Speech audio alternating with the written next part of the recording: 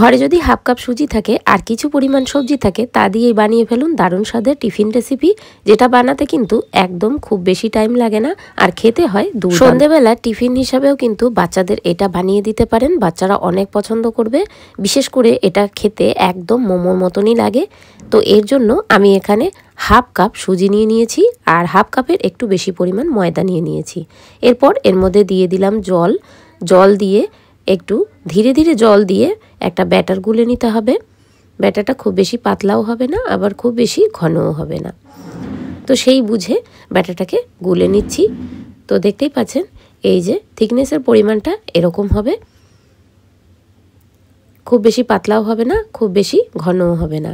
এইভাবে এই যে চামচের গায়ে যে ব্যাটারটা লেগে থাকবে সেটাকে এইভাবে দাগ দেওয়ার পর যদি একটা দাগ এরকম সাদা মতন দাগ দেওয়া যায়, এইভাবেই মানে বুঝতে হবে যে ব্যাটারটা ঠিকঠাক গোলা হয়েছে। তো এইবার এখানে আমি আর একটা প্লেটে একটা পরিমাণ ডিম নিয়ে নিলাম। ডিমটাকে খুব ভালো করে একটু সামান্য লবণ দিয়ে তারপর ফেটিয়ে নেব। বেশ একটু ভালো কিছু সময় ধরে ডিমটাকে ফেটিয়ে নিতে হবে। এমনভাবে ফাটাতে হবে যে ডিমটা যেন একদম ইয়েলো কালার হয়ে যায়, কুসুম আর যে কুসুমের যে বাইরে সাদা অংশটা সেটা একদম একসাথে হয়ে যায়। তো দেখতেই পাচ্ছেন এইভাবে খুব ভালো করে ফেটিয়ে নিয়েছি। এবার একটা কড়াইতে তেল দিয়ে দেবো, খুব সামান্য পরিমাণ তেল দিয়ে দেবো। এই রেসিপিটা রান্না করতে খুব বেশি তেলেরও দরকার পড়ে না। এবার দিয়ে দিলাম পেঁয়াজ আর দিয়ে দেবো সামান্য কুচি করে কেটে রাখা রসুন আর দিয়ে দিচ্ছি ঝালটা আপনাদের পছন্দ অনুসারে দেবেন, আপনারা যে যেরকম ঝাল খান সেরকম দেবেন। এবার দিয়ে দিচ্ছি বাঁধাকপি। শীতকালের যে যত রকমের সবজি আছে আপনারা তত রকম সবজি দিয়ে বানাতে পারেন। আপনারা চাইলে এর মধ্যে ক্যাপসিকাম দিতে পারেন, ক্যাপসিকাম দিলেও কিন্তু দারুণ স্বাদ হয়। এটা কিছুটা খেতে মোমোর মতনই লাগে। মোমো বানাতে কিন্তু অনেক ঝামেলা হয়। এইবার বাচ্চারা যদি মোমোর বাহানা করে তাদেরকে কিন্তু এইভাবে বানিয়ে দিতে পারেন, একদম খুব পছন্দ করে ওরা খেয়ে নেবে আর অনেকটা সবজিও খাওয়া হয়ে যাবে। এবার এখানে গ্রেট করা যে গাজরটা এটা একটু লাস্টে দিয়ে দিলাম। বাঁধাকপিটা সেদ্ধ হয়ে আসার পরেই গাজরটাকে দিতে হবে। গাজর খুব বেশি ভাজার দরকার নেই, খুব বেশি ভাজলে গাজরের টেস্টটা খারাপ হয়ে যাবে। তো সেই জন্য একটু নাড়াচাড়া করেই তারপরে গাজরটার মধ্যে লবণ দিয়ে দিচ্ছি। এবার দিয়ে দিচ্ছি 1 চিমটে পরিমাণ গোলমরিচের গুঁড়ি। গোলমরিচের গুঁড়িটা কিন্তু দিতে হবে। আর এর মধ্যে অন্য আর কোনো মশলা যাবে না, কোনো রকম মিট মশলা, কোনো রকম হলুদ, এর মধ্যে শুধু গোলমরিচ আর নুন দিয়েই এটাকে ভেজে নেব। আপনারা চাইলে এর মধ্যে একটু সয়া সস দিতে পারেন ঘরে যদি অ্যাভেলেবেল থাকে। আর যদি এটাকে একদম সিম্পল বানাতে চান তাহলে এইভাবেও কিন্তু ভালো লাগে। সয়া সস খুব বেশি দিলে এর পুষ্টিগুণ খারাপ হয়ে যেতে পারে। এই জন্য আপনারা যদি না চান তাহলে সয়া সস দেবেন না। অনেকের সস দিয়ে খেলে অ্যাসিড হয়, তো সেই জন্য তারা কিন্তু এইভাবে করলেও খুব খারাপ লাগবে না। এবার এই আর একটা কড়াইতে তেল দিয়ে দিলাম। তেলটাকে গরম হতে দিয়ে দিলাম আর খুব সামান্য পরিমাণ তেল দিতে হবে, খুব বেশি তেল দেওয়ার দরকার নেই। তেল একটু বেশি দেওয়া হয়ে গেছিলো, তার জন্য আমি একটু উঠিয়ে রেখেছি। কারণ কড়াইয়ের গায়ে একদম আপনারা চাইলে ব্রাশ থাকলে ব্রাশ দিয়ে কড়াইয়ের গায়ে তেল ব্রাশ করে দেবেন, তাহলে ভালো হবে জিনিসটা। এবার ব্যাটারটা দিয়ে দিলাম।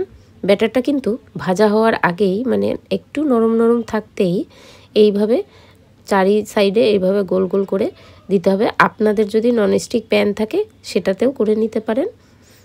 এইবার এই যে গোলাটা দিয়ে দিলাম। এটা একদম শুকনো হয়ে আসার আগেই এর মধ্যে দিয়ে দেবো সবজি যেটা পুর বানিয়ে রেখেছিলাম। এইভাবে খুব সাবধানে করে উল্টে দেবো। এটা একটু কাঁচা কাঁচা অবস্থাতেই সবজিটা দিয়ে এভাবে একটু চেপে চেপে দিতে হবে, তাহলে জিনিসটা জুড়ে যাবে। কিছুটা পুলি পিঠার মতন দেখতে হয়েছে। এবার আমি একটা চামচের সাহায্যে একটু চেপে চেপে দিচ্ছি যাতে জিনিসটা আরও ভালোভাবে জুড়ে যায়। এটা কখনোই খুন্তির সাহায্যে দেবেন না, তাহলে কেটে যেতে পারে। এবার উল্টে পাল্টে বেশ কিছু সময় ধরে ভেজে নেব। আপনারা চাইলে আরেকটু তেল দিয়ে কড়কড়ে করেও ভেজে নিতে পারেন। আমি এখানে জিনিসটা যেহেতু বললাম মোমোর মতন খেতে লাগে, তো সেই জন্য একদম হালকা তেলে একদম সেদ্ধ মতন করে তারপরেই উঠিয়ে নিচ্ছি।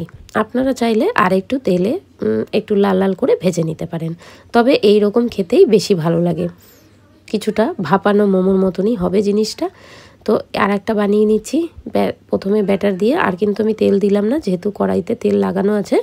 তো আপনারা চাইলে আর একটু তেল দিয়ে নিতে পারেন, যারা তেল খেতে পছন্দ করেন তারা। এবার এটাকে কিন্তু খুব সাবধানে উল্টাতে হবে, দেখে নিতে হবে যে জিনিসটা উল্টানোর মতন হয়েছে কিনা। দেখতেই পাচ্ছেন এটা কিন্তু খুব সাবধানে না উল্টালে এইভাবে ফেটে যেতে পারে যদি নরম থাকে। তো আবারও আমি একটা চামচের সাহায্যে এটাকে একটু সুন্দর করে চেপে চেপে এটাকে জুড়ে দেবো, যাতে ভিতরের পুরগুলো বাইরে বেরিয়ে না আসে।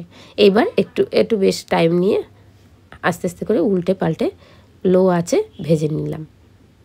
এবার যখন একটু তেল তেলে ভাব কমে যাবে কড়াইয়ের, তখন আর একটু পরিমাণ তেল দিয়ে দিতে হবে। আপনারা ব্রাশ থাকলে তেল ব্রাশ করে নেবেন, দিয়ে তারপরে সবগুলো এইভাবে এক এক করে ভেজে নিয়েছি।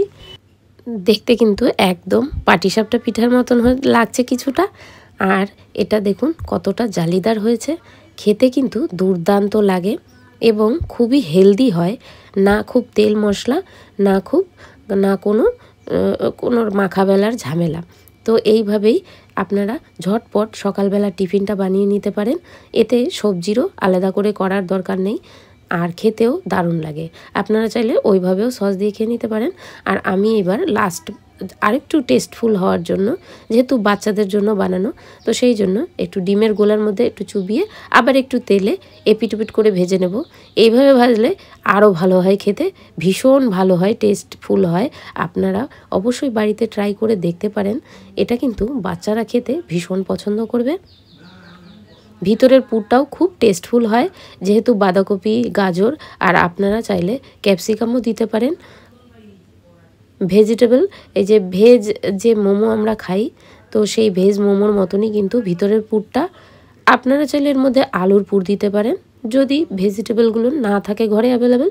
আলুর পুর দিলে সেটা একটু অন্যরকম খেতে লাগবে।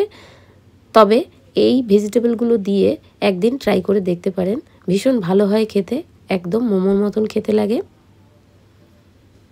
বাচ্চারা অনেক পছন্দ করবে।